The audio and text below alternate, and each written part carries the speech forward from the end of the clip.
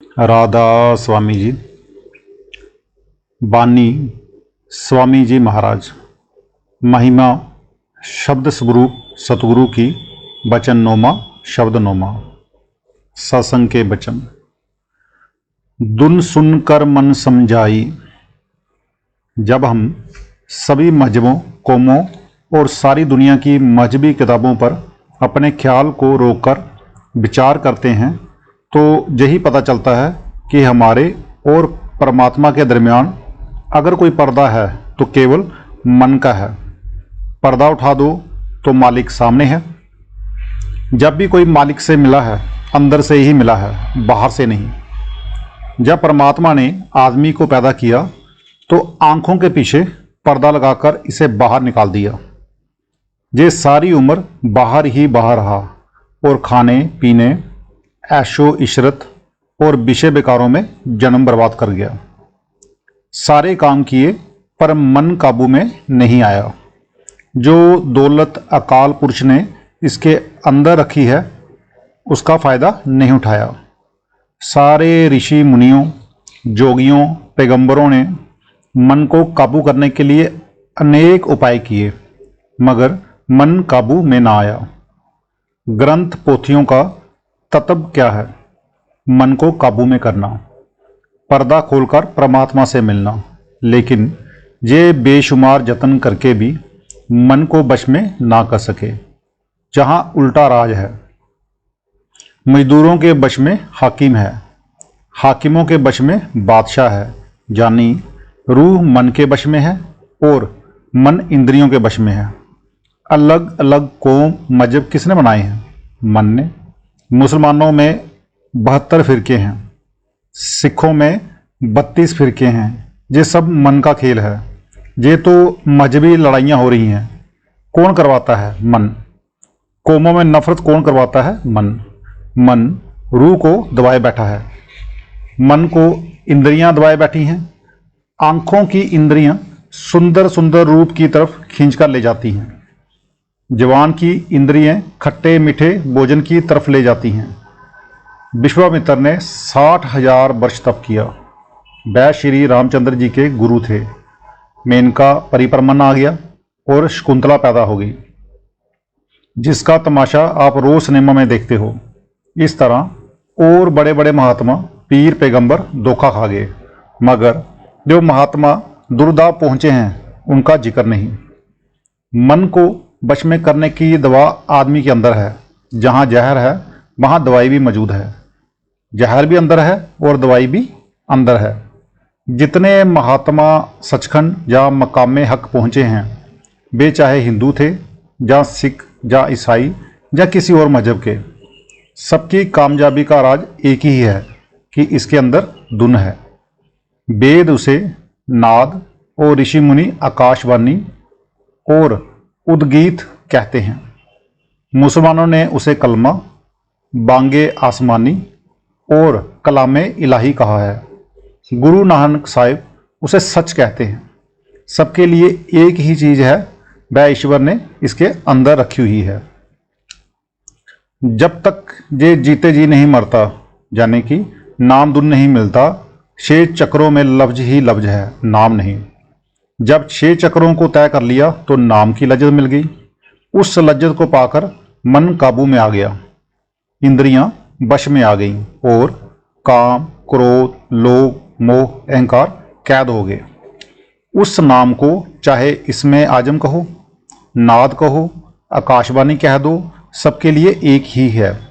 हमारी किताबें अलग अलग हैं मगर नाम जिससे मुक्ति होती है सारी दुनिया का एक ही है। जब मन ने धुन की लज्जत ली, अंदर रोशनी हो गई, पर्दा खुल गया, मालिक प्रकट हो गया। नाम सारी दुनिया के मजहबों का निचोड़ है। सारे वेद शास्त्र और दूसरी किताबें इसी की महिमा करती हैं। अंदर जाने के लिए पढ़े लिखे और अनपढ़ का सवाल नहीं। मन को समझाने की अगर कोई दवा है तो एक शब्द धुन ही है। यही सब दवा खाते आए हैं और इसी की महिमा करते आए हैं। अब हुजूर महाराज जी उस नाम की तारीफ करते हुए कहते हैं कि जितने महात्मा, मुसलमान फकीर जहाँ मजहबों के महात्मा सचखंड जहाँ मकामे हक में पहुँचे, इसी दवाई से ही जन्म मरण खत्म किया।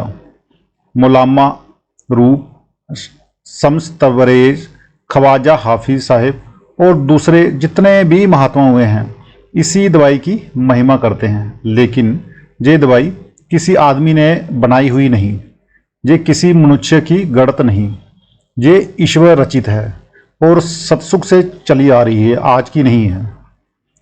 जब जब दुनिया भूल जाती है, वह अकाल पुरुष परमात्मा किसी महात्मा को किसी न किसी मस्जिद में यानी कि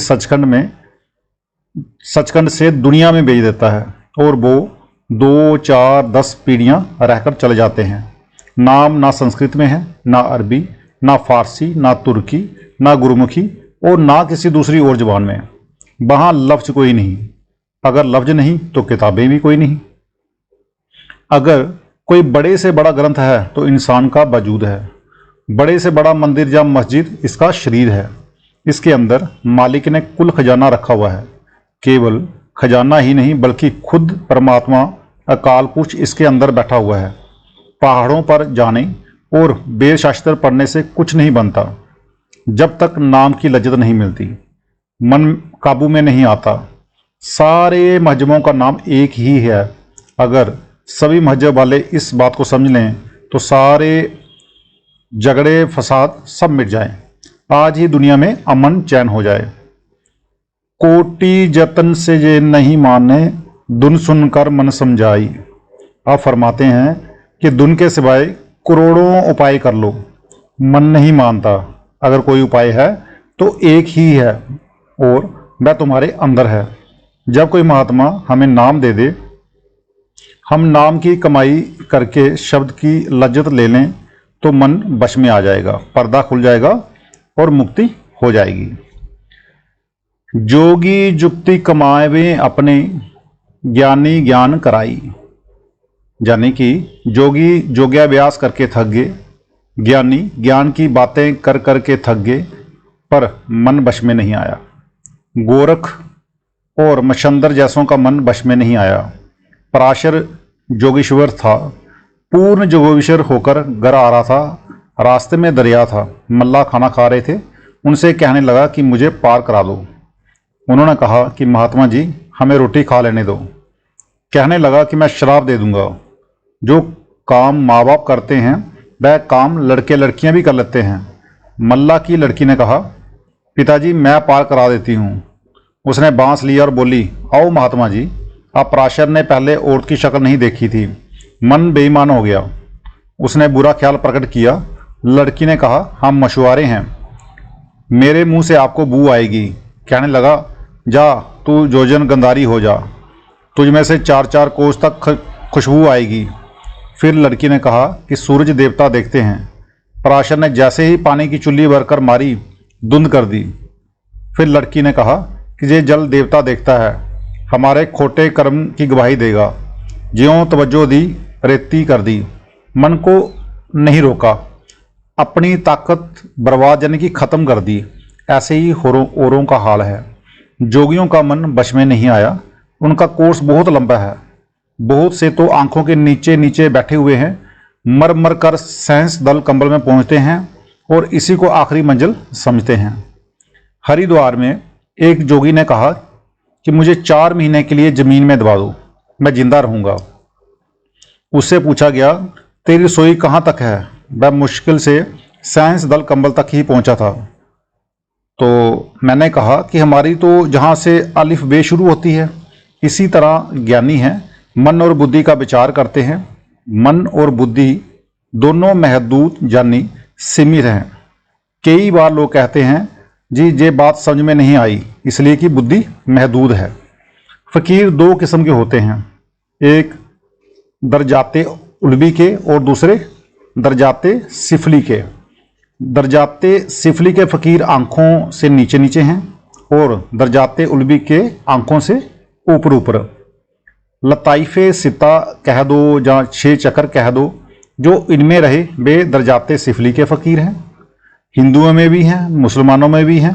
अब कहते हैं कि जोगी जो करके हार गए, ज्ञानी ज्ञान की चर्चा करके हार गए मगर मन वश में नहीं आया। तपसी तप कर थाक रहे हैं, जती रहे जत लाई। आप फरमाते हैं कि तपस्या तपस्वी कर करके थक गए मगर मन वश में नहीं आया। जति सारी उम्र सेम रख रख कर हार गए मगर मन वश में नहीं आया। ध्यानी ध्यान मानसी लावें, बै भी धोखा खाई। बहुत से लोग ध्यान करते हैं, कोई रामचंद्र जी महाराज का, कोई कृष्ण भगवान का, कोई गुरु नानक साहिब का, कोई देवी देवताओं का, कोई ब्रह्मा विष्णु का, कोई किसी का तो कोई किसी का। वे इनकी मूर्तियां सामने रखते हैं क्योंकि मूर्ति बेजान है, इसलिए वे ध्यान करने से बोलती नहीं। वे महात्मा मूर्तियों में नहीं आते। कई मूर्ति पूजा करने वाले मुझसे मिलते हैं, मैं उनसे पूछने पर कहता हूं कि जिसके ध्यान में आप बैठते हो क्या उसकी तस्वीर सामने आती है? जब तस्वीर आए तो उसे परखो कि ये तस्वीर है जहां सचमुच महात्मा है। जो कृष्ण भगवान की मूर्ति का ध्यान करता है उसे चाहिए कि जब सामने आए तो उनसे कहे कि मुझे कब ले चलोगे, मेरा देश कौन सा है, वगैरह वगैरह। मगर वह मूर्ति बोलती नहीं। क्यों? क्योंकि वह महात्मा, वह पीर, वह गुरु, वह अवतार मूर्ति में नहीं आता। मतलब कि कोई भी नहीं आता। जिस तरह कोई दुकानदार एक हफ्ते के लिए कहीं बाहर चला जाए और अपनी जगह पर अपनी मूर्ति रख जाए तो क्या वह सौदा बेचेगी? कोई नहीं। इसी तरह अगर आप उन महात्माओं की जो कि गुजर चुके हैं मूर्ति सामने रखो तो वे नहीं आएंगे बल्कि तस्वीर आएगी। जिस तरह सूरज की तरफ 1 मिनट देखो, आंखें ना झपको, फिर आंखें बंद करो, सूरज अंदर है। दिए को 2 मिनट देखो, फिर आंखें बंद करो, दिया अंदर है। अंदर ना दिया आता है ना सूरज, बल्कि उनका अक्स आता है। मूर्ति जड़ है, बोलती नहीं, मगर आप चेतन हैं। सो हजूर महाराज जी, स्वामी महाराज और दूसरे सभी संत कहते हैं कि तस्वीर का ध्यान कोड़ी काम का नहीं। अब जिन्हें गुरु नानक साहब ने नाम दिया उन्होंने गुरु नानक बना दिया। जो कबीर साहब के वक्त में आए उन्होंने नाम देकर कबीर ही बना लिया। जिन्होंने हमें नाम दिया है वे हमें ले जाएंगे। मतलब कि महात्मा को हमेशा आना है। क्या कहते हैं गुरु रामदास जी? हर जुग जुग भगत उपाइया। फिर कहा है जुग जुग पीढ़ी चले सतगुरु की। संतों को हर युग में आना है। दुनिया जहां बहुत गलती कर बैठती है, मूर्तियों को रखकर माथे रगड़ते हैं। सारी उम्र पूजा करो, मूर्ति को तो बोलना नहीं, वह जवाब नहीं देती।